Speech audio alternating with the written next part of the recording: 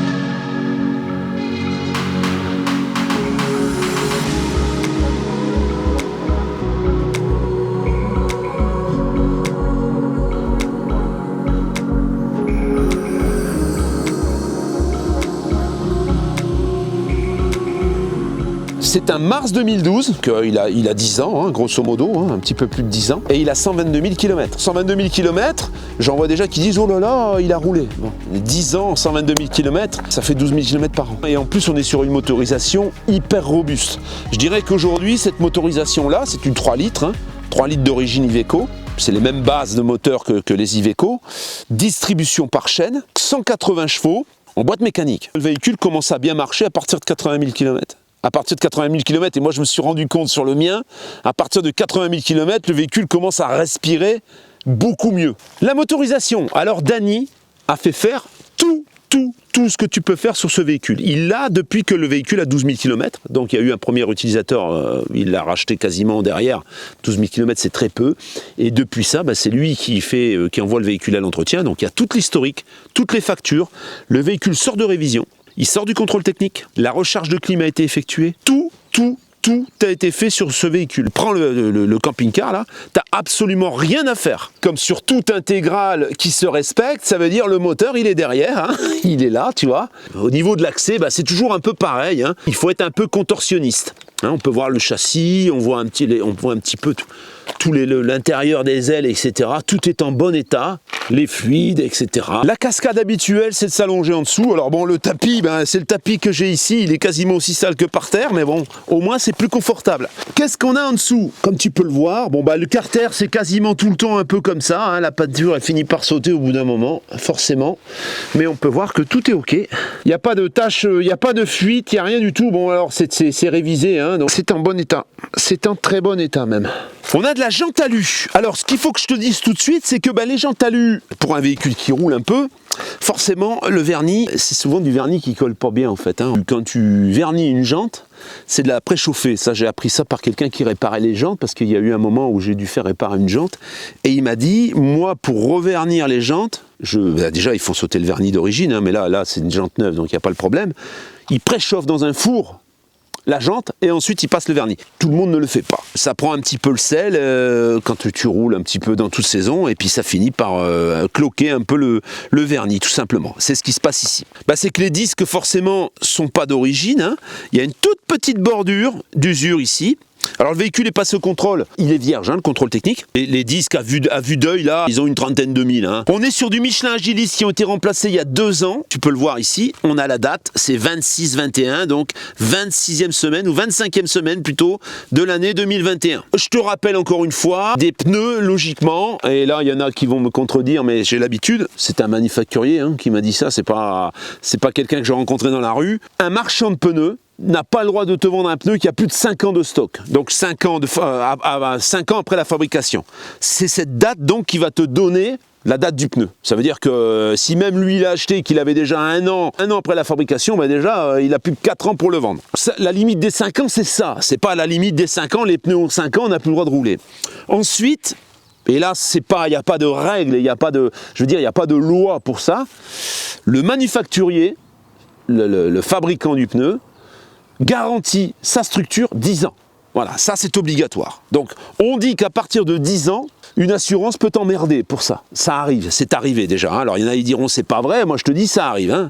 La droit, c'est d'avoir des pneus qui ont moins de 10 ans. Parce que là, ils sont toujours couverts par le manufacturier, et au niveau de la structure surtout, si toutefois il y avait un accident. Voilà d'où vient la règle d'usure. Maintenant, tu vas passer au contrôle technique avec un véhicule qui a les pneus qui ont plus de 10 ans. S'il est bien dessiné et s'il n'y a pas de fissure sur le tour, si le pneu n'est pas craquelé, il va te le passer et il va même pas regarder l'année en fait. Hein. La porte, la seule porte, hein, puisqu'à l'avant on n'a qu'une porte, sur un intégral on n'a pas la deuxième porte, la porte passager. Il y en a même certains où il n'y a même pas de porte. Hein. Celui-là a la porte, donc on verra ça tout à l'heure. Hein. Le remplissage du gasoil, à ne pas confondre avec le remplissage des eaux claires, parce qu'on a 250 litres d'eau claire, d'eau propre, sur ce véhicule, et on a 120 litres d'eau grise. Hein. On a beaucoup moins d'eau grise que d'eau propre, mais bon, c'est toujours un peu la logique, c'est toujours un peu comme ça. On a beaucoup plus de mal à trouver de l'eau propre qu'à vider ses eaux grises, on va dire, clairement. Hein. C'est un peu le principe, on consomme de l'eau dans les toilettes, donc forcément. On a un double plancher, hein. On a un châssis Alco également. Châssis Alco double plancher. Un échangeur, donc cet échangeur va réchauffer l'habitacle, le moteur va réchauffer l'aldé. Quand il roule, ça veut dire que quand le moteur tourne, tu vas avoir l'aldé, tous les conduits de chauffage qui vont être chauds. Ça va te préchauffer le véhicule, hein, la cellule, et au moment où tu t'arrêtes, il est déjà chaud. Ça veut dire que tu as moins de gaz à consommer pour pouvoir arriver à la bonne température, ce qui est pas mal.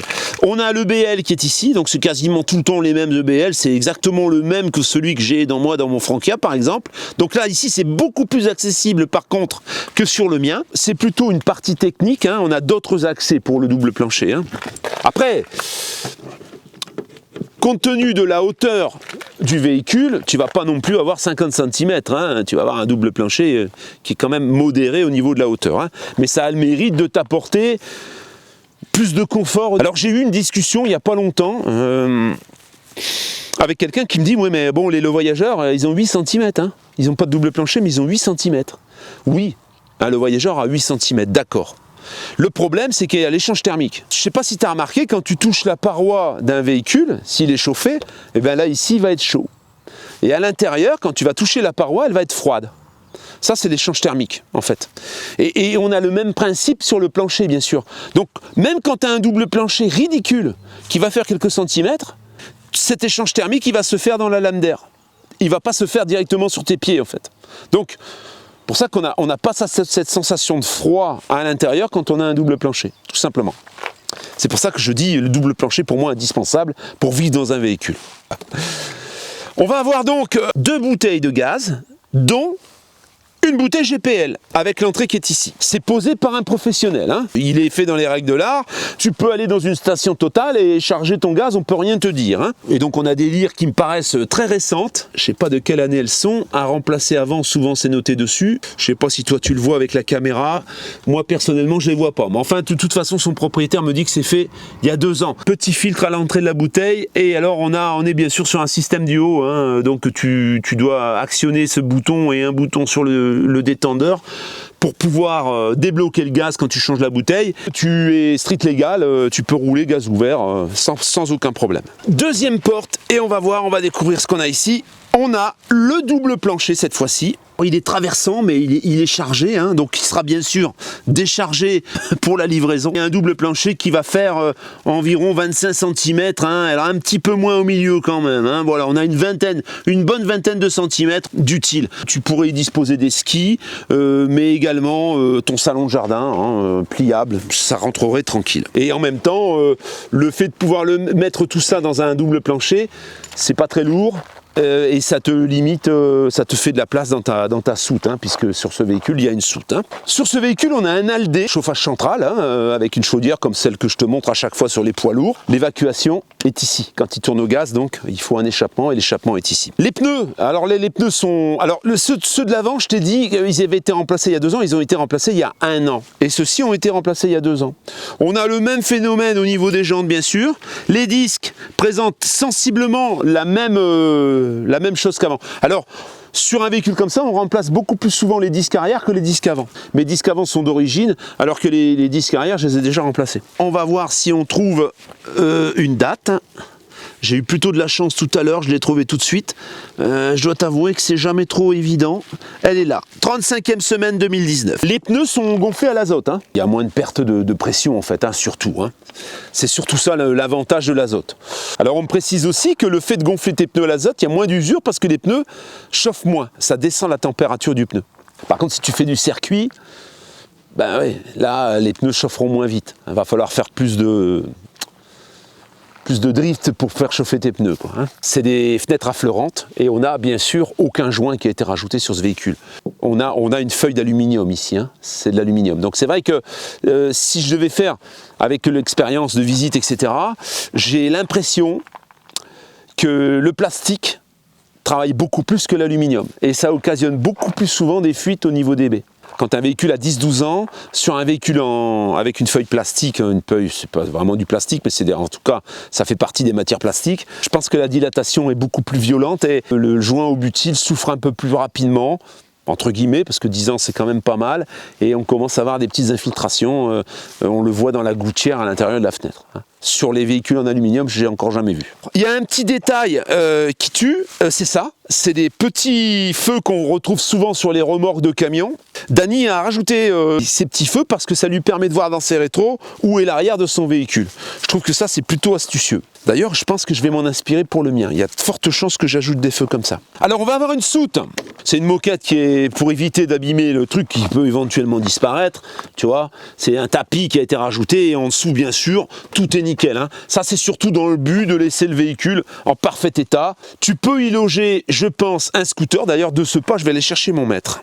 Hauteur, donc on va mesurer tout de suite ensemble. L'entrée est à 1,04 m.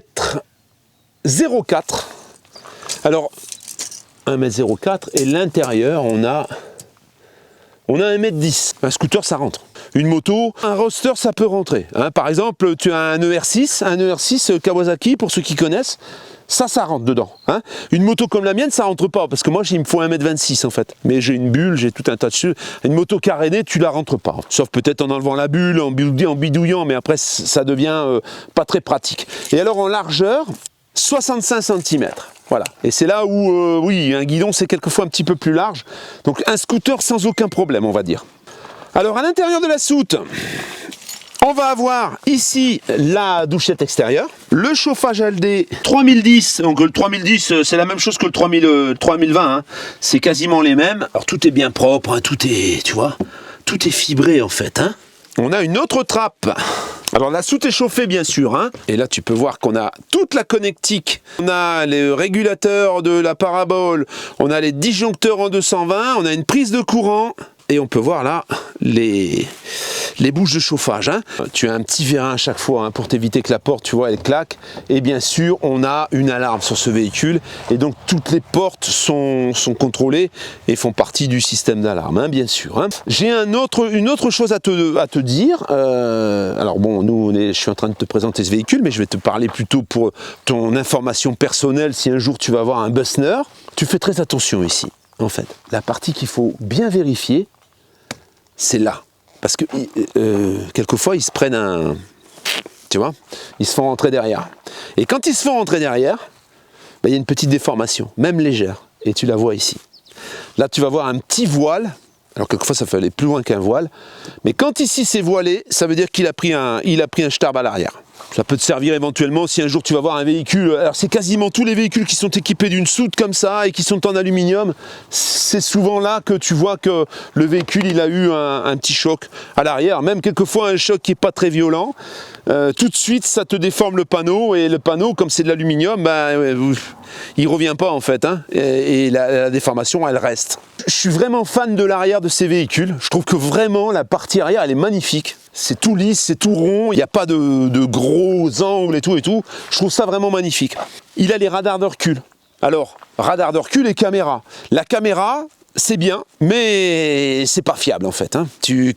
Curieusement, tu as une caméra, tu as l'impression que tu as encore de la place parce qu'elle déforme, et puis bim, tu entends du bruit, c'est que tu as buté. Donc en plus, on a des radars de recul. Alors, on va repasser en dessous, on va se refaire encore une petite sieste. Alors tout de suite avant la sieste, ici, t'as un petit def en fait, il y a une petite fissure. Dany sort d'une grande surface, il avait garé son truc et il a découvert ça. Alors je pense qu'il y a une voiture qui a dû, avec son attelage ou avec je sais pas, buter dedans et du coup il y a eu une petite fissure, ça a été réparé, consolidé. Ça peut être éventuellement repeint, mais bon voilà, c'est solide, ça craint rien du tout. En dessous, j'aime bien regarder en dessous parce que ça permet de voir un peu, c'est comme ça un petit peu qu'on va réussir à classer les véhicules dans la hiérarchie des véhicules, je dirais. Là ici, tout le plancher, c'est fibré, c'est tout fibré. Donc t'as pas, parce que tu peux voir, alors on a quand même les bavettes à l'arrière des roues, hein, ce qui évite les projections qui vont pourrir le plancher, hein, souvent, sur d'autres marques, hein, que je ne vais pas citer aujourd'hui. Ici on a un plancher qui est complètement protégé, un petit peu comme ça peut être le cas chez Rapido, chez Frankia et dans d'autres marques. Il n'y a pas d'eau qui peut venir pourrir le plancher, et ça c'est quand même sympa. Alors on va pas voir grand chose, hein, je vais t'allumer un peu si je trouve ma lampe.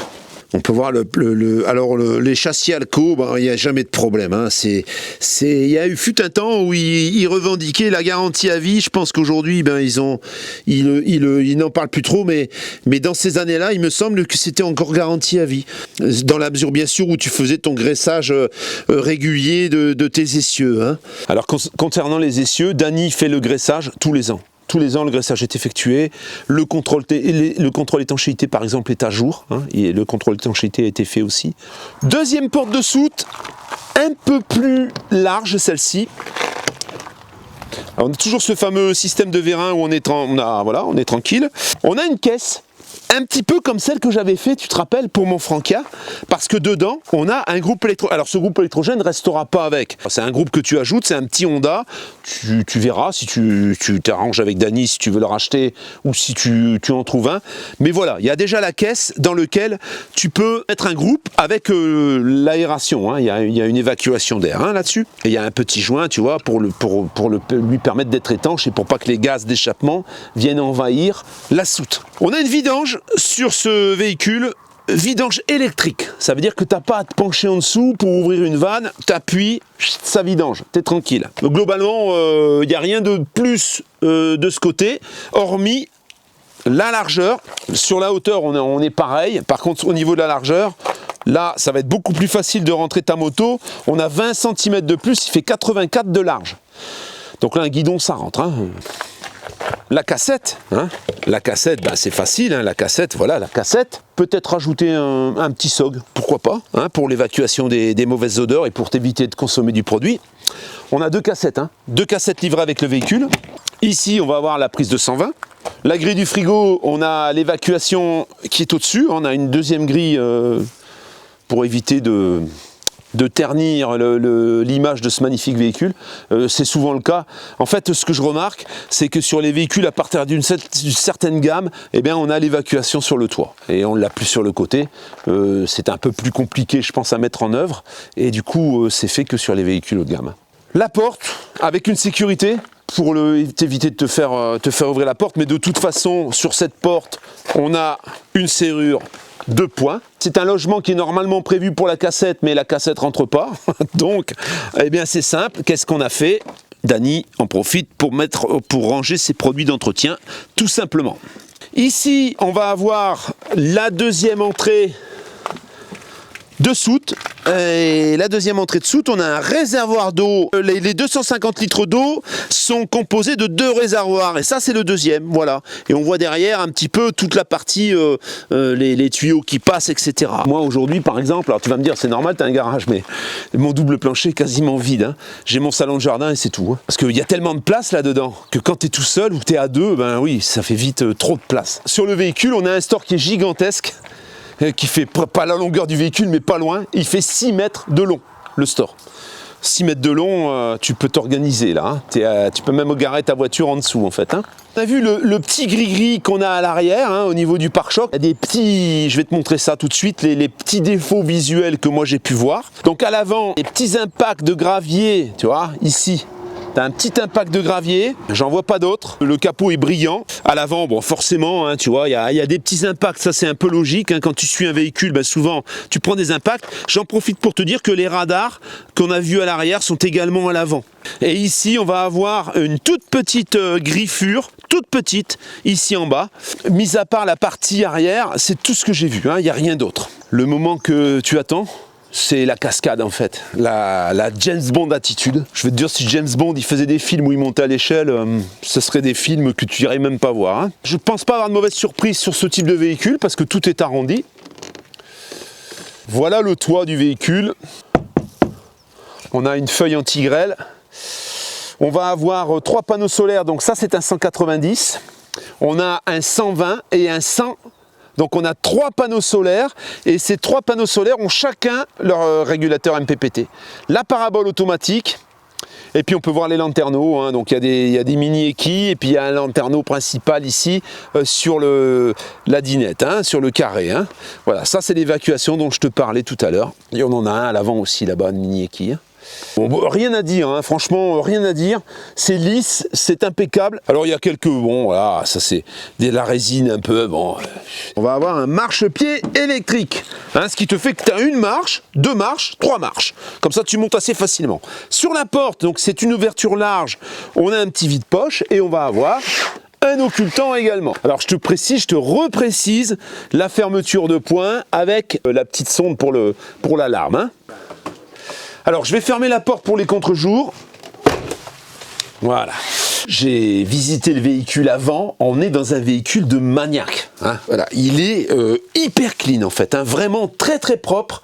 Qu'est-ce qu'on a à l'entrée? Ici tout de suite, les interrupteurs, donc au moment où on rentre pour pouvoir allumer, donc ils sont à hauteur du bas forcément pour pouvoir allumer l'intérieur du véhicule. Ici, le bar tout en bas avec, on peut voir le démodulateur de la parabole. Alors ce démodulateur, il y en a 2. T'en as un ici et t'en as un au fond parce que tu peux regarder 2 programmes différents en simultané. Il a été remplacé tout récemment parce qu'il y a eu quelques problèmes et du coup ça a été remplacé. Alors là on peut voir ici un tout petit éclat à l'intérieur qui est pas visible. Sinon le mobilier, ben voilà, il n'y a pas de problème. La télévision, avec toutes les télécommandes, on a une prise USB hein, pour charger éventuellement les portables, la prise d'antenne quand tu as une antenne classique et une prise en 220.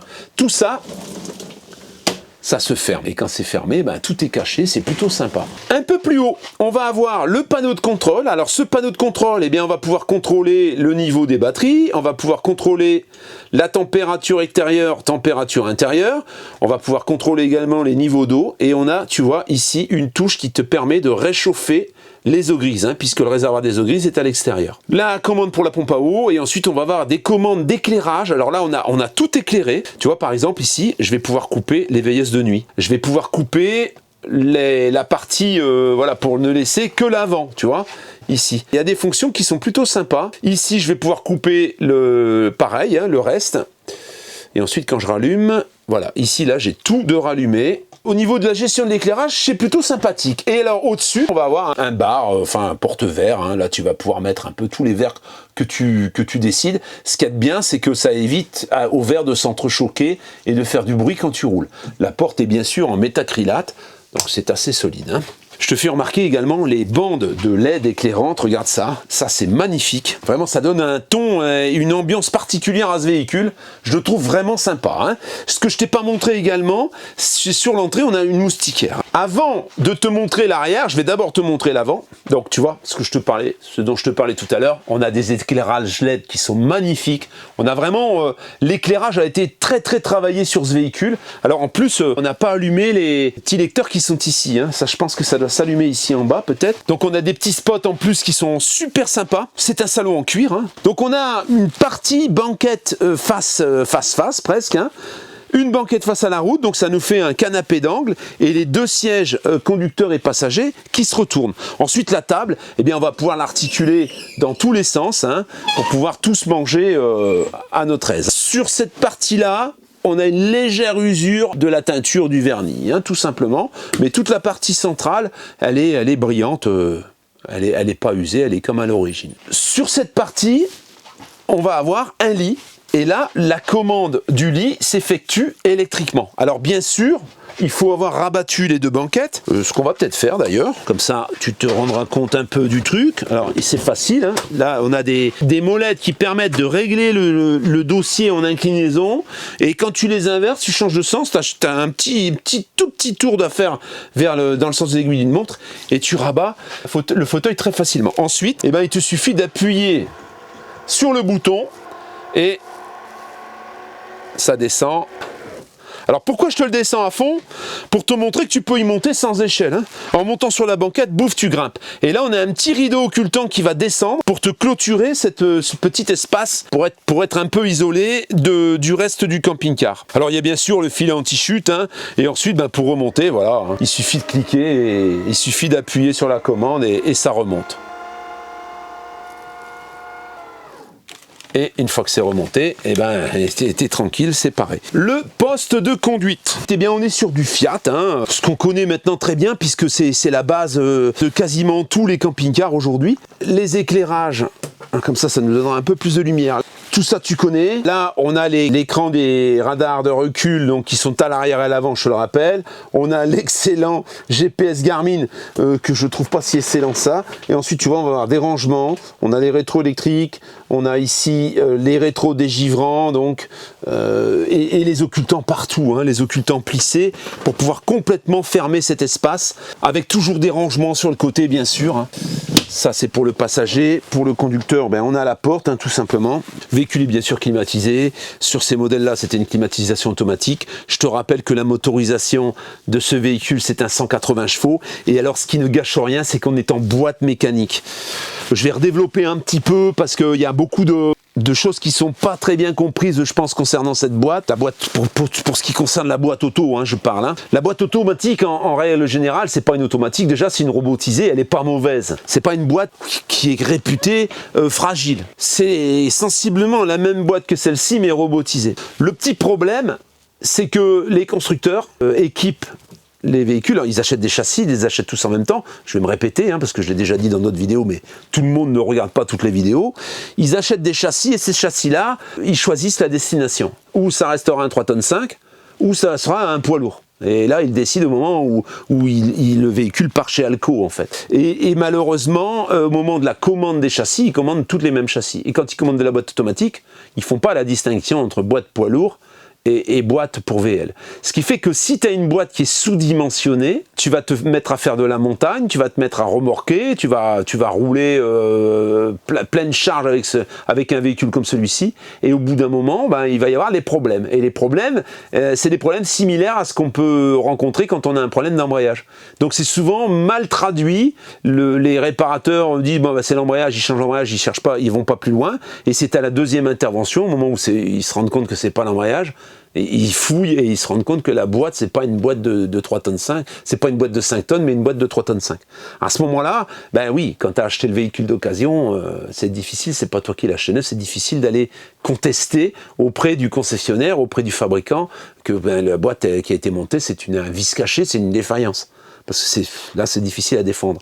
Par contre, quand c'est une première main, que le véhicule tu l'as depuis neuf, c'est beaucoup plus facile. Il y a des collectifs aujourd'hui de gens qui contestent et qui essaient d'avoir gain de cause en se regroupant. J'ai pas les adresses, mais tu cherches et tu les trouves assez facilement. Sur ce véhicule, on est sur une boîte mécanique, donc on n'a pas ce problème. Alors on a toujours le régulateur de vitesse, qui est plutôt bien foutu, je trouve, qui est ici. Alors en termes de conso, on me demande souvent la conso, ça dépend du poids de tes semelles, j'ai envie de dire. Et régulièrement aujourd'hui, il y a des gens qui m'annoncent sur des véhicules comme ça, à moins de 3 mètres, environ 3 mètres, des 9 litres, 9 litres et demi. Il y a des gens qui arrivent à consommer, qui font ces consommations-là. Et maintenant que je le conçois, parce que moi, avec mon Frankia, j'arrive à consommer 10 litres 4. Tu vois, sous certaines conditions, en ayant monté ce boîtier et en roulant au C99.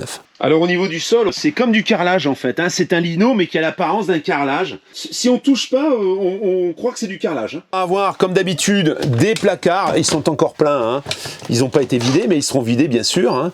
Donc on sent que c'est de la qualité, ils sont d'ailleurs, c'est très agréable au toucher, c'est un peu structuré. Et là, eh bien, on a du rangement et encore du rangement. Au niveau des occultants, c'est pareil. On va avoir des petits rideaux et les occultants, ça va être des occultants plissés. Plissés avec moustiquaire toujours vers le haut. Alors, je vais essayer de pas trop tout déranger, mais voilà. J'ai une petite précision à te faire, parce qu'on est là pour te donner aussi tous les défauts. Ici, il y a une petite fissure sur la fenêtre. En fait, ça, c'est la fenêtre qui est juste à côté de la porte. Alors, sur certains véhicules, c'est des coulissants. Là, ils n'ont pas mis de coulissants. Ce qui fait que, si tu fais pas attention et que ta fenêtre est ouverte, tu ouvres la porte, il y a un vérin, mais elle vient cogner contre la fenêtre. Et c'est ce qui est arrivé quand Dany, le véhicule, il venait de l'avoir. Donc depuis, voilà, c'est comme ça. Le réparateur, la personne qui entretenait ce véhicule lui a dit, bon, pourquoi tu vas changer ça? C'est juste fissuré, ça fait absolument rien. Si on te le dit pas, tu le vois pas. Mais je préfère te le dire quand même pour pas que tu aies de mauvaises surprises. Nous voilà donc dans la partie cuisine. Tout de suite, ce que je veux te faire remarquer, c'est le plan de travail. Le plan de travail ici est arrondi et il vient faire le côté, tu vois. Je trouve ça plutôt qualitatif. Et alors, on a deux niveaux. Un niveau un peu plus haut pour l'évier avec les gouttoirs. Et on a un niveau un petit peu plus bas pour la partie cuisson. Et alors la partie cuisson, eh bien tu vois, on a exactement ce qu'on a vu dans le Cartago. C'est des plaques en verre, là c'est du verre. Alors c'est gaz, bien sûr, avec le piezo, mais c'est plutôt facile à entretenir. Je pense beaucoup plus facile à entretenir des plaques en inox par exemple. On a une plaque en verre qui vient protéger les parties avec les occultants, etc. et puis la partie panneau, ce qui fait que ça, s'il y a des projections, c'est plutôt facile à entretenir. Et toujours pareil, on va avoir les occultants plissés avec moustiquaire, la haute aspirante qui va bien, qui marche. Je trouve pas trop efficace ces hautes, mais bon, elles sont là, elles ont le mérite d'exister. Et voilà, je te laisse admirer la propreté de l'engin. Tout est très très propre en fait. On voit que tout est très entretenu.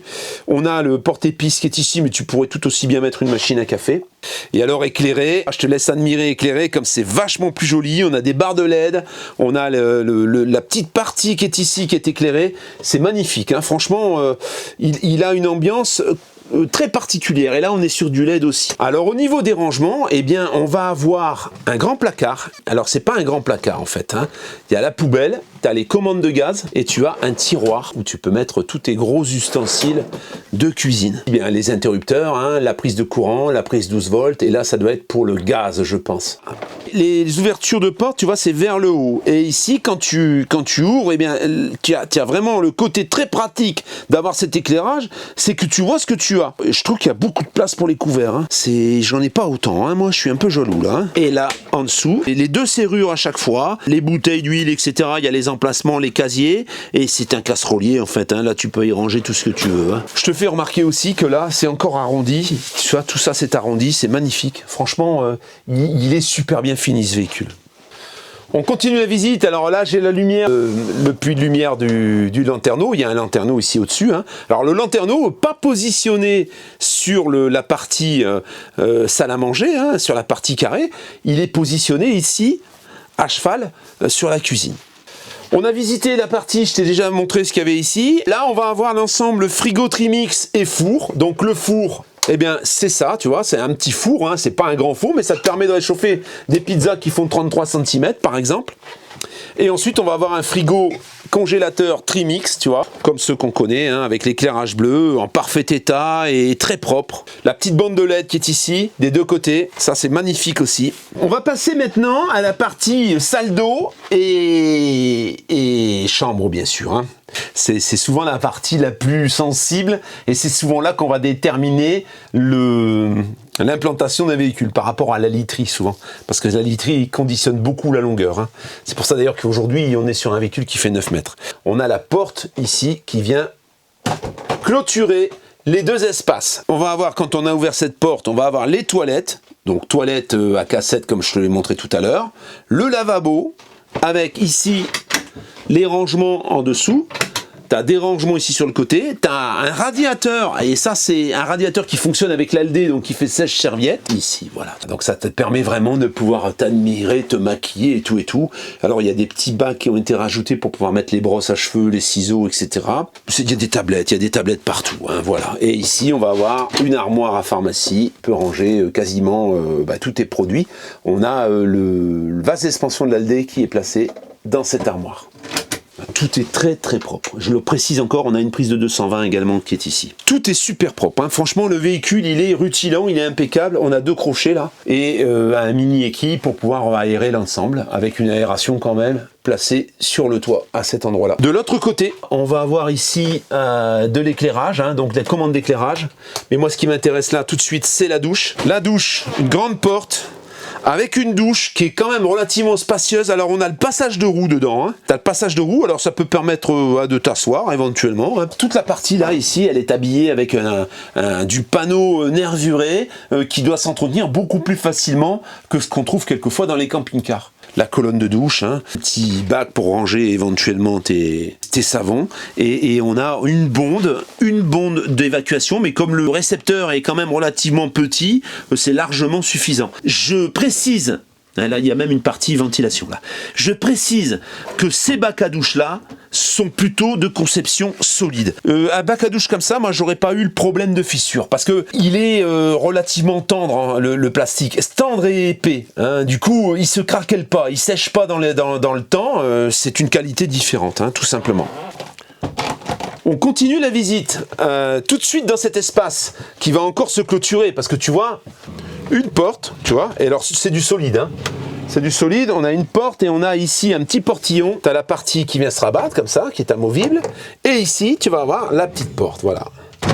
Et là, du coup, tu es dans un espace, quand tu as fermé cette porte, tu es dans un espace complètement clos qui va te servir de salle d'eau. Et en même temps, tu peux te regarder dans la glace en pied. Sur le côté tout de suite immédiat à la douche, on a à voir une grande penderie, vraiment très profonde, très grande, avec en bas de la place, de l'étagère en fait, hein. Et là donc les boutons pour pouvoir actionner un peu la même chose que ce que je t'ai montré sur le tableau tout à l'heure, hein. Dans la chambre, c'est un lit central. Qui doit faire un peu plus de 140 à mon avis, presque 150, hein. Le matelas n'est pas d'origine, c'est pour ça que tu le trouves si épais, c'est que le matelas là c'est un matelas ressort que Danny avait acheté quand il a acheté ce véhicule, mais il a le matelas d'origine et il te remettra le matelas d'origine. Pourquoi il te remettra le matelas d'origine? Parce que le matelas d'origine est coupé ici et tu peux donc relever cette partie. Je te montre, alors là c'est sûr que c'est moins évident parce que du coup le matelas il est là, et là regarde ce que tu as une coiffeuse en fait, regarde ça. Tu as une coiffeuse. Ça veut dire que là, par exemple, tu pourrais avoir un petit peu tous tes maquillages, etc. dans les tiroirs et pouvoir ensuite te regarder dans la glace pour te maquiller, par exemple. Et ça, c'est possible qu'avec le matelas coupé en deux, hein, il sera remis, hein. Et tu vois, t'as des bacs sur les côtés où tu peux ranger des affaires. T'as beaucoup de rangements. Ces bacs, les tiroirs, si vraiment tu veux pas incliner, tu peux ouvrir les tiroirs d'ici. Si tu veux pas incliner le lit et que tu veux pas profiter de cette coiffeuse, malgré tout, tu as quand même accès aux tiroirs. Ensuite, on va avoir encore des rangements très profonds ici. Tu vois, comme tu peux le voir, c'est super profond. Voilà, tu vois, regarde ça. Très très profond. Où tu peux mettre toutes tes réserves, hein. Ensuite, Bah, tu as une chambre avec un dégagement, hein, forcément, tu as du dégagement tout le tour, tu n'es pas obligé de réincliner ton lit comme dans certains camping-cars pour pouvoir rentrer. Tu rentres très facilement. Il y a un téléviseur ici qui fonctionne donc indépendamment de l'autre, ça veut dire que tu peux regarder le programme que tu veux pendant qu'une autre personne regarde son programme à l'avant. Et alors, voilà, on va tourner ici autour, on voit les entrées de l'Aldé. Ici, on va avoir un marchepied qui peut se rabattre éventuellement, hein, il est aimanté. Là, tu vas avoir le régulateur solaire, mais ça te fait également un petit rangement. On va avoir prise de courant, interrupteur ici, où on a les mêmes commandes que sur le tableau. On a la partie de l'alarme qui vient au fond du véhicule, comme ça, et des bacs de rangement derrière les appuis-têtes. Hein. Et là, chacun sa penderie. Hein. Chacun sa penderie, je ne vais pas te les ouvrir toutes les deux. Chacun son petit placard, voilà. Il y a des placards sur les deux têtes et deux penderies. Alors celle-ci est un petit peu moins large, on va aller la voir quand même. Tu vois, on va avoir également ici la commande de l'Aldé avec une prise de courant. Et ici, c'est pas une penderie, mais c'est une étagère. Et un mini équille avec l'habillage qui va bien, les lumières, enfin c'est les éclairages indirects, tous les éclairages sont sur variateur. Ça veut dire que tu peux faire varier la lumière en fonction de l'ambiance que tu veux avoir dans ce véhicule. Hein, si tu veux une ambiance un peu feutrée, eh ben tu vas réduire la lumière. Tout ça pour 9 mètres de long. En fait, qu'est-ce qui change par rapport à un véhicule identique qui ferait 8 mètres 50 sur le lit central comme ça? On va avoir sensiblement la même place. On va pas gagner la place. Là, on va gagner de la place dans la partie, la salle d'eau. En fait, là, la salle d'eau, tu vois bien qu'on a beaucoup plus de place. Hein. Ça veut dire que quand tu as clôturé les deux côtés, bah, tu peux circuler. Et ensuite, on va récupérer la place dans la cuisine et dans le salon. On le voit à tous les niveaux, tout est plus spacieux, tout est un peu plus long. Si on avait le même véhicule en 8,50 m, qu'est-ce qu'on aurait? On aurait une salle de bain un peu plus petite et on aurait un salon qui serait pas digne d'un véhicule comme celui-là. Et c'est souvent le cas. Le problème du lit central dans ce type de véhicule en 3 essieux, avec une longueur de 8,40 ou 8,50 comme on les retrouve souvent, eh bien c'est que les centimètres qu'on va gagner ici au niveau de la chambre pour pouvoir tourner autour du lit, on va les perdre dans le salon et bien souvent on ne peut pas avoir de banquette en L, on est obligé d'avoir une banquette avec une table contre la paroi et 2 fauteuils qui se retournent. On a beaucoup moins d'espace à l'avant et c'est ça le problème je trouve de ces grands véhicules et c'est pour ça que sur le mien, attention, je ne me jette pas des fleurs, c'est pas moi qui les fabriqué. En ayant un lit jumeau, des lits jumeaux, eh bien, on va gagner une quarantaine de centimètres, 50 centimètres même, que tu vas récupérer ensuite sur l'avant, tout simplement.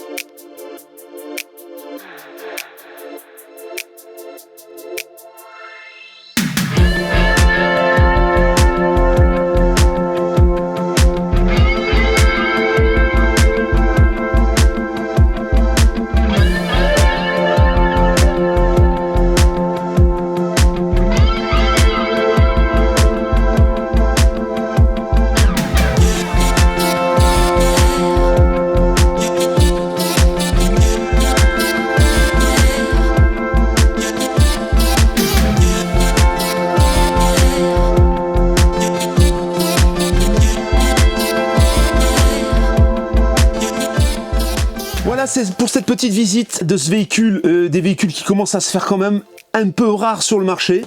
Je dois t'avouer que la dernière fois, on a cherché du 3 essieux, on a eu beaucoup de mal. Là, encore une fois, je viens de faire une petite recherche. Il n'y a pas grand-chose. Il y en a un qui est plus vieux, qui est beaucoup moins optionné, qui est plus court. Et il est au même prix que ce que je vais te proposer là tout de suite. Tu n'es même pas bloqué, on va dire, sur un Bussner, que tu veux autre chose. Bah, tu regardes. Là aujourd'hui, il y a un prix plancher sous lequel on ne trouve plus, sauf dans certaines marques, comme Pilote par exemple. Tu peux en trouver encore en dessous de 60 000 €, on va dire. Pour les autres marques, c'est fini, quoi. Hein.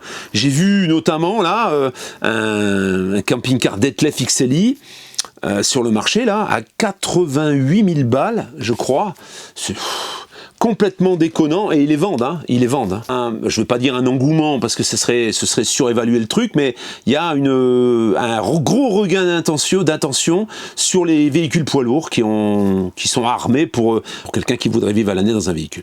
Pour moi, la tâche est pas facile parce qu'il a fallu que je discute avec son propriétaire qui est quand même attaché à ce véhicule et puis il sait ce que ça vaut aujourd'hui, hein, faut pas se leurrer. Aujourd'hui, tu vas acheter un véhicule comme ça, équipé comme il est. Tu vas chatouiller les 150 000 balles, hein, tranquille. Hein. Lui, il l'a eu, il était quasiment neuf, il l'a entretenu. On a toute l'historique, toutes les factures ici. Il est passé en révision régulièrement.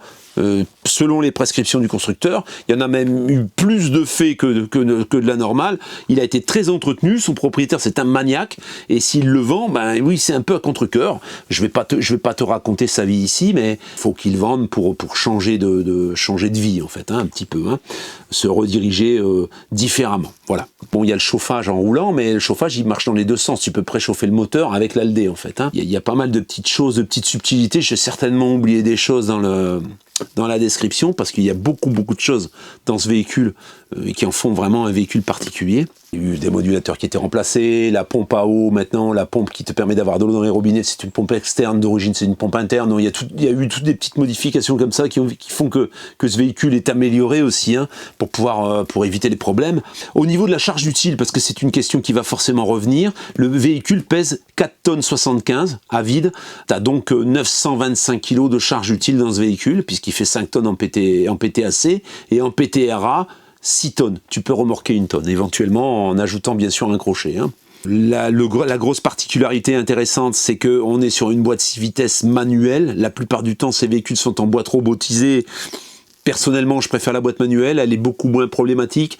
Je précise également que son propriétaire est ancien chauffeur routier, donc la façon de conduire ce véhicule, tu le supposes, c'est des gens qui conduisent des camions, qui ont l'habitude de passer les vitesses avec précaution, parce que les boîtes de vitesse de camion, c'est souvent très cher, elles sont très assistées, et en roulant comme avec une voiture, ben souvent les bousille. Il a mené ce véhicule de la même façon. Quand il fait un demi-tour, il y a les 3 essieux, pour éviter de faire travailler les essieux, et ben il va s'y reprendre à plusieurs fois, plutôt que de faire un demi-tour complet en une fois, tu vois. Il y a toute une utilisation particulière de ce véhicule, qui fait que, d'accord, il a 120 000 km, mais il a 120 000 km qui sont faits.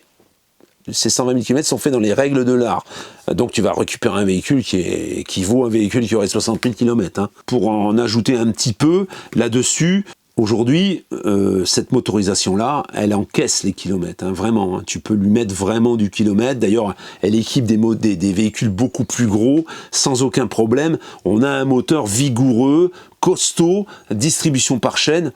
Le kilométrage, c'est pas du tout un problème. Hein. Tu vas lui en mettre 3 fois, facilement 4 fois même le kilométrage qu'il a là au compteur. La chose qui va faillir à bout d'un moment, bah, ce sera peut-être l'embrayage, peut-être à 250 000. Alors, à quel prix on va te proposer ce véhicule? Eh bien, on va te le proposer à un prix, compte tenu de l'année et du véhicule, à un prix très attractif. Ça sera 65 000 €. Donc, alors tout compris, il n'y a pas le groupe électrogène, hein, voilà. Et le GPS, j'ai cru comprendre que son propriétaire le récupérerait aussi, ce qui est pas un mal, parce que le GPS, tu sais ce que j'en pense, hein, les Garmin. Mais bon, voilà. Lui, il en est très content, moi, personnellement. Les Garmin, je peux plus. Et quand tu me parles de Garmin, j'ai les poils qui se hérissent sur la tête. 65 000 €. Si tu es intéressé, l'adresse est ici. Donc, t'hésites pas à m'écrire. Je procéderai comme d'habitude par ordre d'arrivée. Et ensuite, bah oui, ensuite, je mettrai, si tu as... Alors... Si il te faut demander un financement, que tu as un véhicule à vendre avant et tout, ça va être compliqué. On fera passer en priorité les gens qui ont déjà ce qu'il faut, et puis qui n'ont pas de véhicule à vendre. Parce que si tu as un véhicule à vendre, bon, on va pas pouvoir attendre que tu aies vendu ton véhicule. Hein. La famille, tu m'écris ici, à tout bientôt, j'attends ton mail, et je te dis donc à la prochaine vidéo. Je sais pas bien ce que ce sera, mais par contre, je te prépare une vidéo avec un véhicule king size que je vais filmer là prochainement. Le plus gros de ce que j'ai... Enfin, le plus gros... Au niveau du tarif, en tout cas, le plus élevé. On verra ça, tu verras ça dans une prochaine vidéo. À tout bientôt, n'oublie pas de t'abonner, de liker et ben à la prochaine. Ciao, ciao.